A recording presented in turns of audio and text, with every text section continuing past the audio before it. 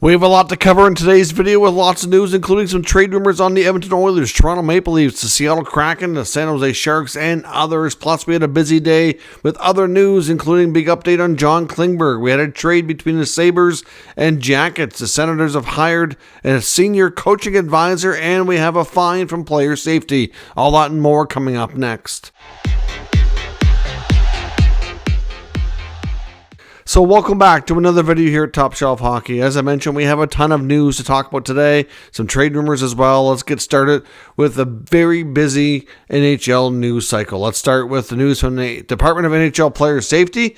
Detroit Red Wing defenseman Jake Walman has been fined $2,500, which I know doesn't seem like much, but it is the maximum allowed in the CBA for this type of violation, which was high sticking. I think they probably could have called it cross-checking, to be honest, against Buffalo Sabres forward Jeff Skinner, which occurred in last night's NHL action between the two clubs. Walman in front of the net late in the game basically came up and cross-checked him right in the side of the head. He was called for a penalty, but he was given a 2-minute minor on the play.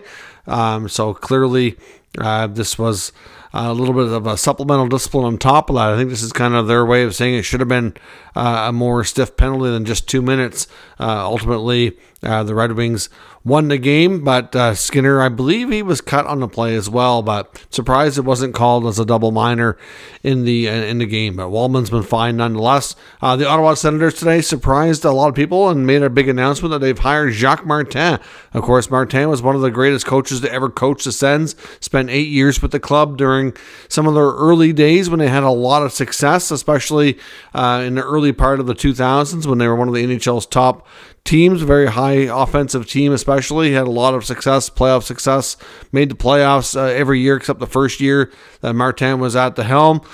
He's come on to help the coaching staff as a senior advisor to the coaching staff. So I know a lot of people were kind of confused by this, thought maybe this is the writing on the wall for DJ Smith and could be the beginning of the end, so to speak, that Jacques Martin will eventually slide in as the either interim or a new permanent head coach whenever the time comes that they decide to part ways with DJ. But at the same time, I'm not so sure that's the case. Jacques Martin has had a ton of success. Of course, he's from the Ottawa area, worked with the organization before, would likely have known Michael Andlauer a little bit from their time because they were both part of the Habs organization for a while as well. Of course, Andlauer was a minority owner, and he became minority owner the same year that Jacques Martin was hired as the head coach of the Habs, where he was there for about 3 years. So either way, he's a wealth of knowledge, tons of success. And the thing about Jacques Martin, because he's also been a very well-known assistant coach around different teams too. Besides Ottawa and Montreal, he's worked for 7 other teams on top of that, including Pittsburgh, where he won the Stanley Cup with them as back-to-back in 16-17. But he's a very details-oriented coach, very technical coach, which is, to me, it's the little details that they're missing. And I think that's where he can benefit them. So he'll work with guys like Ben Sexton and Daniel Alfredsson as being the part of the coaching staff. That's like your eye in the sky. That sits up in the press box and kind of watches from up there instead of being on the bench directly. But at the end of the day, he'll still be a full-time member with the organization, be around plenty, obviously be able to offer a lot of insight to DJ and the coaching staff on how to handle things. So I know DJ Smith made comments after saying that he was happy to have him around and obviously use the resource to the best of their ability. I don't know, but I mean, to me, I really do believe that Andlauer and Steve Staios are trying to give support to the people that are already there because they lacked support for a long time.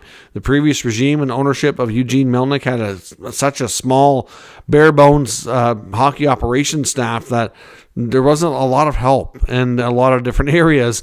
And if they can provide some support and bring in some experience to help these people and help them be better, then that's what they want to do. At the end of the day, though, if things don't work out, then you have more people around who can easily slide into those roles at the very least on a temporary basis. So to me, it's a smart business move. I said before, I believe I said it here on the channel, in the early part of the season when Sens were struggling, that if they do replace DJ Smith, that I'd be quite curious to see if they'd be interested in bringing Jacques Martin back. He was actively working still, but now he's working on the media side. He hasn't been in coaching for a couple of years.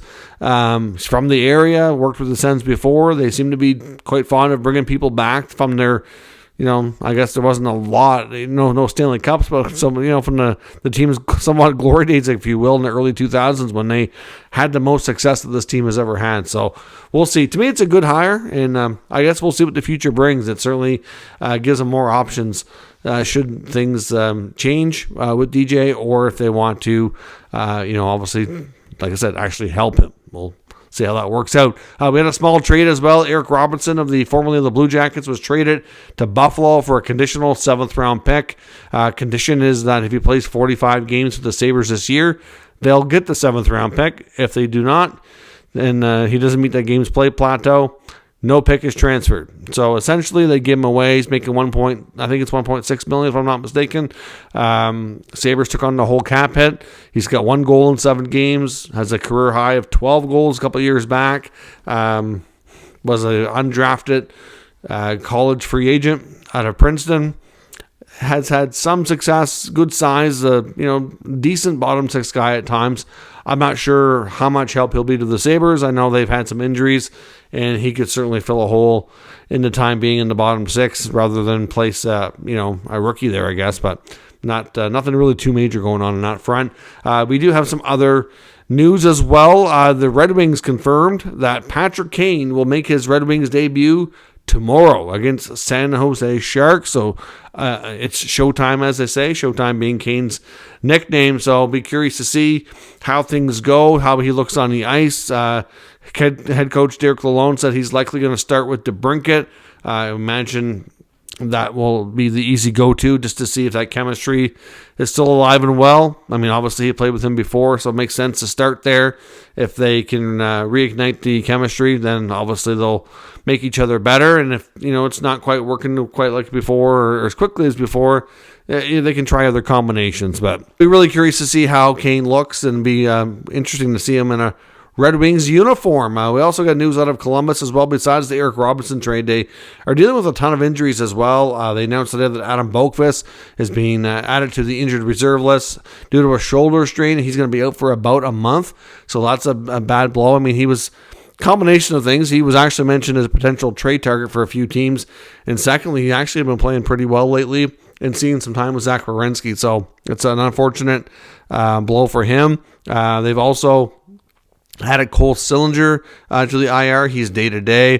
Goaltender Elvis Merzlikins is also day-to-day with an illness. They've since recalled Emil Bemstrom, as well as goaltender Jack Greaves. And there's also reports today on Bemstrom saying that he's another player in Columbus who apparently would like a change of scenery. So a lot of these players, it's funny how they have such a difficult time with this, but we've heard of some of their Russian players having being homesick or wanting out of Columbus.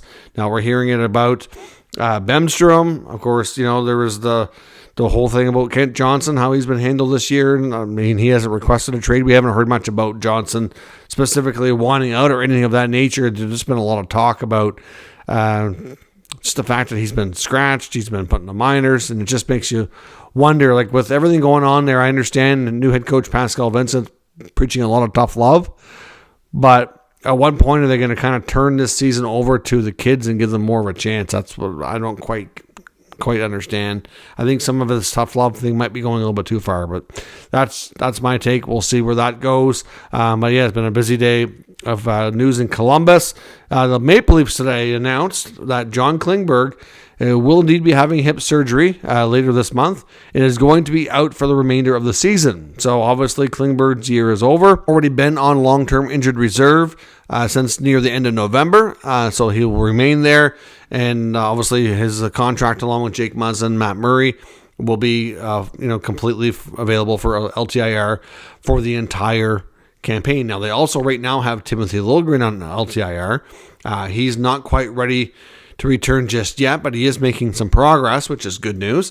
The bad news is, I know I've seen a lot of Leaf combination of different people talking about the Leafs on social media today saying, well, now that Klingberg is going to be out for the season, let's see what they do with that $4 million in LTIR. And to answer your question, it's kind of already been spent. Right now, the only availability in the LTIR pool is just a little bit more than $1.4 million. Besides, I think it's like 1.45 or something like that. And Timothy Liljegren makes 1.4.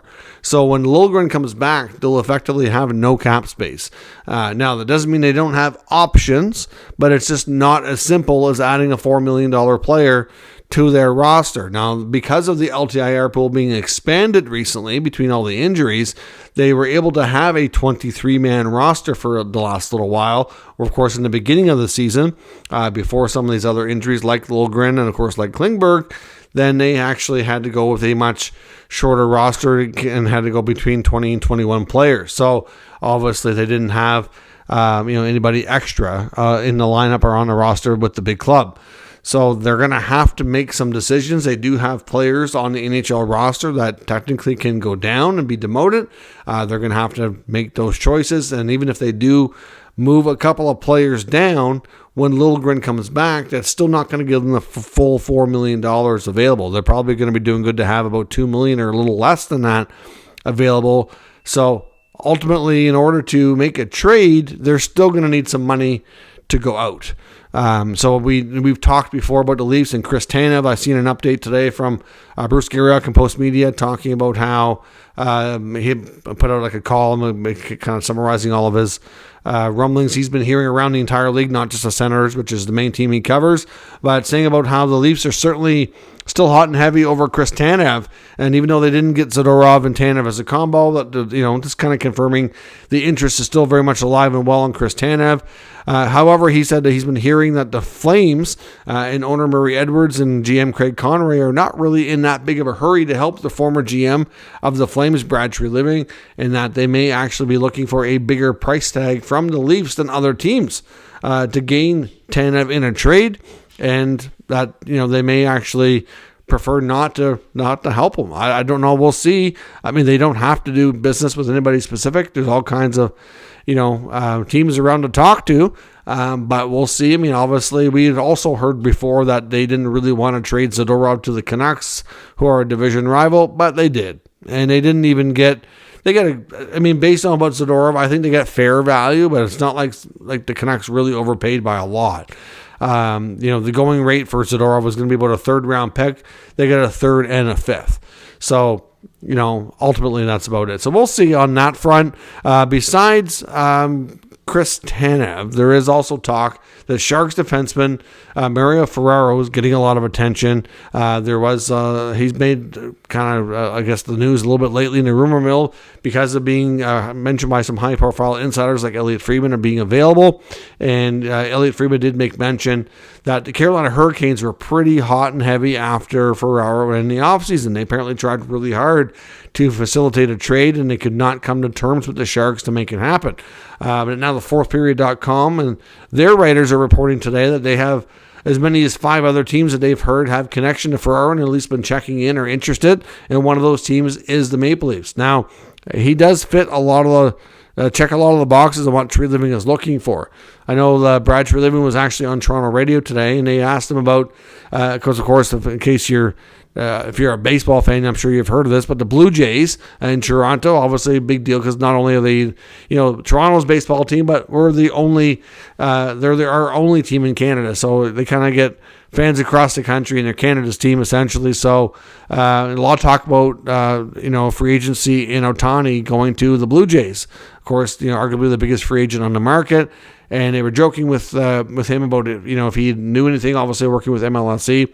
And, he said that for the kind of money that he's hearing that he might actually get, because it's going to be well over $500 million contract, he said, well, maybe he could play right D and third line center for us and take a few draws. And it just kind of made you wonder, regardless of what he was saying about Ohtani and all that, did he just kind of tell us what he's looking for, which really wouldn't be a huge surprise, to be completely honest. They started the year with William Nylander at third line center, and that didn't last very long. They have David Kampf, who's really more of a fourth line center. You don't really get any offense out of him. They bring in another centerman who can be good for third line might not be the worst idea. And, of course, the blue line with the bigger priority for sure. So preferably somebody who can shoot right. So clearly they've got their sights set on some players, but Ferraro is in that category along with Tanev. Not every defenseman has to shoot right, but to be able to play the right side as well. But there's certainly some other names out there as well. We've heard Sean Walker in Philly, but it's not a given that the Flyers trade him for one. And Friedman had mentioned before that Walker was not as high on the Leafs list as some other guys. So we'll see what happens on that front. But Klingberg is going to be remaining on LTIR. They will be able to use that money for the entire season, which gives them a little bit more ability to kind of plan ahead, so to speak. We've also heard from, in the post-media report from Bruce Garrick, about the Seattle Kraken on the market, kind of scouting for potentially making a goalie trade. Now, they've had goaltending issues the entire time they've been a franchise into their third season now. Of course, they made a big splash in free agency in their first offseason before they played their first game, signing Philip Grubauer, formerly of the Colorado Avalanche, to a 6-year deal just shy of $6 million per season. And he's been terribly inconsistent. Through 2+ seasons, he has a save percentage under .900. Last year was a little bit, like the first year was really bad. Last year it was better, but not really where it needs to be. And then this year it's kind of taken another step back again. Youngster Joey Decord, who's been fun to watch, I'm not going to lie. He's had some good games, but still overall, not ready to take the starting role. I don't think they'd want to trade Decord. I think that he's still kind of developing enough and young enough that they still see him being potentially a part of the future. Grubauer would be a tough trade given the contract. They also have Chris Driedger, who's in the final year of his deal at $3.5 million in the minors. Now, he's actually put up good numbers in the American Hockey League, but of course he hasn't played in an NHL game this year or last year because of the injury. He was out for like a full year. When he came back, he went to the American Hockey League last year to finish out the campaign. And then, of course, this year, that's where he started. Joey Decord beat him out in training camp for the backup role to Grubauer. So, ultimately, I don't know if anybody's going to be able to take Driedger on for Seattle. That might be a possibility, I guess. Right now that salary is buried, but if they can move him, they can get more relief. And he's put up good American Hockey League numbers. And he does have a history during his time with Florida having some really good NHL numbers. So would anybody take a chance on him for the rest of the year, especially if Seattle's willing to maybe retain a little bit of money? I do wonder if that might be the route they go. Hard to say what they pull off for a trade. There's certainly some goaltenders out there known to be available, but I think they're not gonna have a choice but to move one of what they have now to make it happen. It makes a lot of sense that they would try to address this. They've taken a big step back this year after a 100-point campaign last year and getting into the playoffs for the first time. Now in Edmonton, some Oiler rumors around Philip Broberg.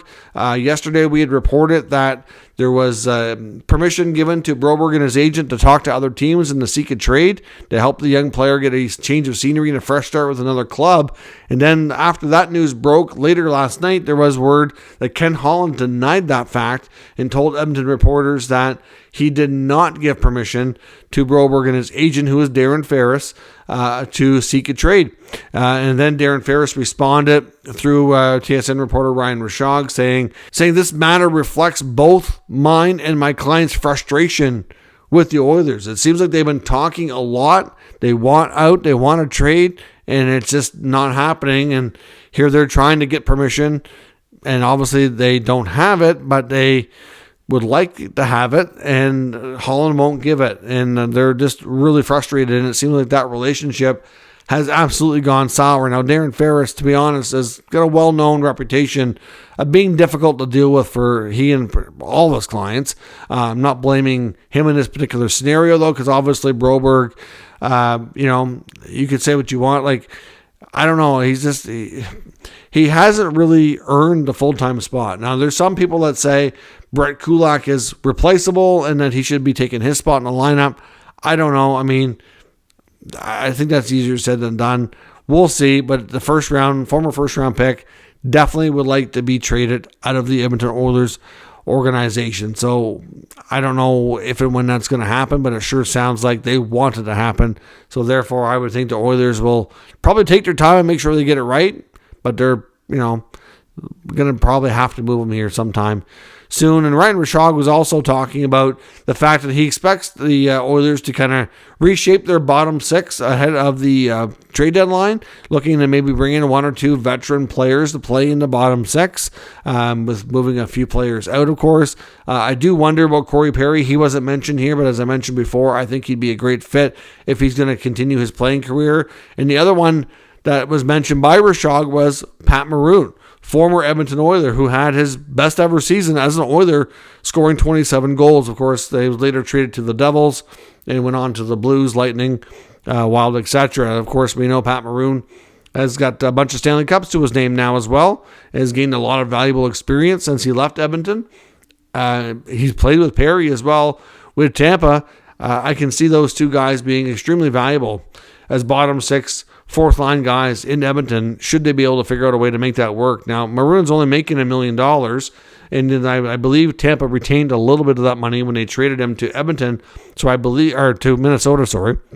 So I believe Minnesota's on the hook for $800K. So if they retained a little bit more again, the Oilers could get him pretty cheap, and it wouldn't take a whole lot to get him on their roster. Now, I believe he has a modified no trade, so he may have to waive or agree to that. But when we get closer to later in the season, and if the Wild are not in it, then I suspect that the Oilers, it would make sense to talk to him and see if he could be a guy. Like, he's had success everywhere, and the Stanley Cup seems to follow him around. Obviously, at this point, Minnesota has done quite well since the coaching change, and it's a little early and premature to suggest the Wild won't be in the playoffs, because if they keep playing the way they have been, they have a pretty good chance of getting in too. So we'll see where things go, but something to watch later in the season. That is all your news and notes for tonight. So let me know your thoughts on everything discussed today down in the comments. We'll discuss further. If you're new to the channel, make sure you subscribe and stick around. We'll keep you up to date with the latest news, rumors, and analysis of all 32 NHL teams. Thanks for watching, and I'll catch you next time.